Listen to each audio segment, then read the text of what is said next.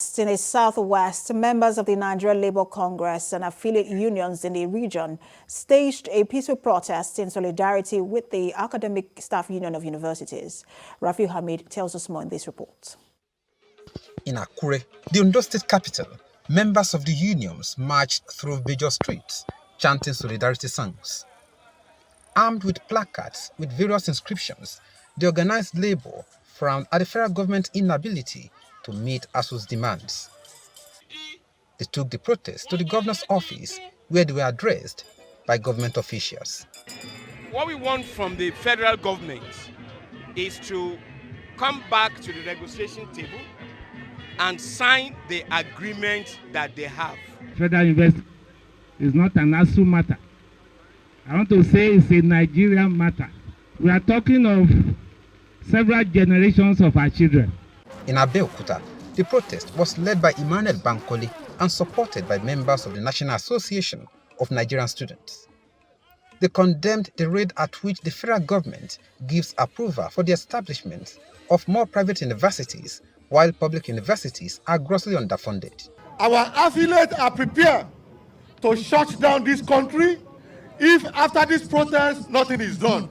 In Ibadan, the labor unions took their rally to the governor's office at Agodi, where they were received by the deputy governor, Bayo Lawal, and other top government functionaries in the state. If after now they don't do it and we don't see the seriousness in them, you know what the labor centers can do. They fly around, they do everything. We shut down the airport, we shut down the banks, we shut down the electricity, we shut down water. These are our children. We do not want them to be out of school for 5-6 months that they have been out of school.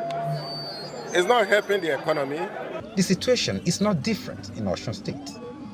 In Osogbo, the organized labor marched from Ogoluwa to the State House of Assembly and the government secretariat, Abiri. We don't want our children to stay at home any longer. We want the strike to end now. It is not possible for us to join you to protest, but within us, we are with you. The protesters say the time for Asuu to resume is now. They threatened to embark on a 3-day warning strike if federal government fails to accede to the demands of the striking lecturers after this 2-day protest. Rafiu Hamid, TVC News, Osogbo. Nigerians have been advised to give equal opportunities to the girl child for them to compete favorably with their male counterparts. This call was made at a seminar organized by her Ability Hub as part of plans to take the message of empowerment of the girl child to schools in Lagos State. We have more in this report. The right of the girl child is basically regarded as a human right in Nigeria. According to a report in 2014, female education has an important aspect on the development of a stable, prosperous, and healthy nation state, resulting in active, productive, and empowered citizens. Educating girls develops growth rates, encourages independence of the girl child, and reduces social disparities.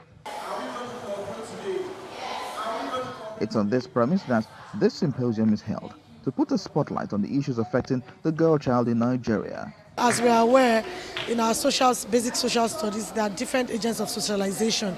You have the peer group, you have the church, that's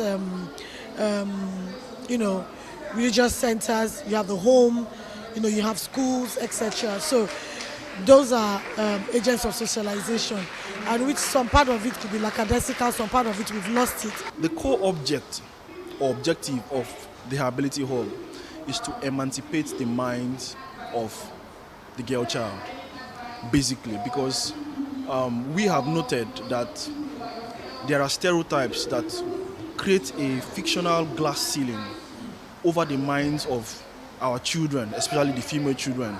With a theme shattering the class ceiling, this non-governmental organization toured about 19 public schools in Shomolu in a bid to drive home its vision to empower and emancipate the minds of young schoolgirls to live their dreams.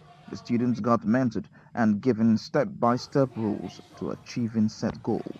And it starts with things like this, and also from the home. A lot of people are doing advocacy at different levels. Some people tend to advocate to the parents to say, treat the girl child differently, but we are looking at it from the educational perspective and trying to catch them young at secondary school level. If you look at what is going on in society today, there's so much moral decay in the society, and it starts from the home. Parents actually need to do a lot more to encourage a girl child in terms of self-confidence, who they are. With this, it is believed that the girl child can thrive regardless of the circumstances thrown at them. Theophilus Ilama, TVC News, Lagos. And ahead 2023 general election, a group known as the Concerned Yoruba Muslim Scholars in Nigeria has advised Nigerians to choose competence and transformational leadership over religion.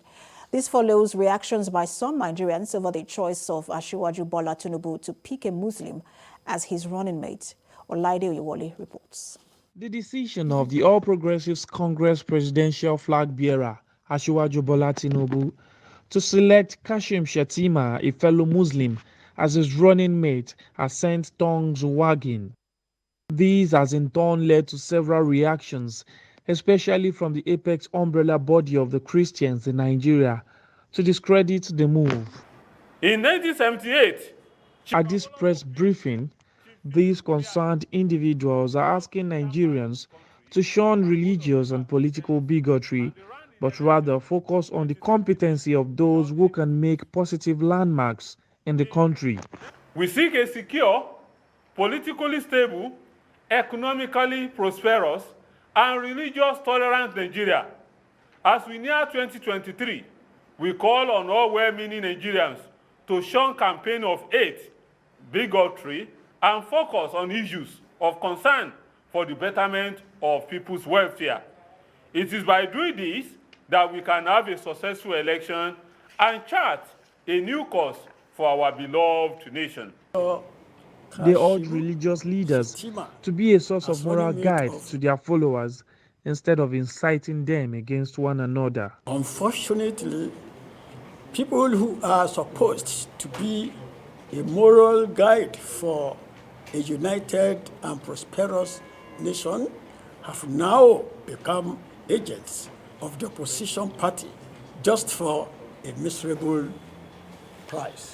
The Islamic group says it is advocating a working Nigeria where all citizens, regardless of their ethno-religious leaning, will be free, confident, and prosperous instead of living in hatred.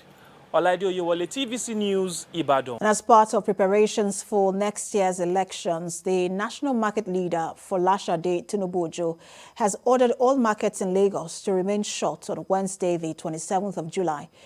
Shade Tinubu, in a statement released by her media office, says this was done to encourage traders to go out and get registered for their permanent voter cards. While urging market leaders in the state to ensure compliance, she says anyone found flouting this order will be penalized.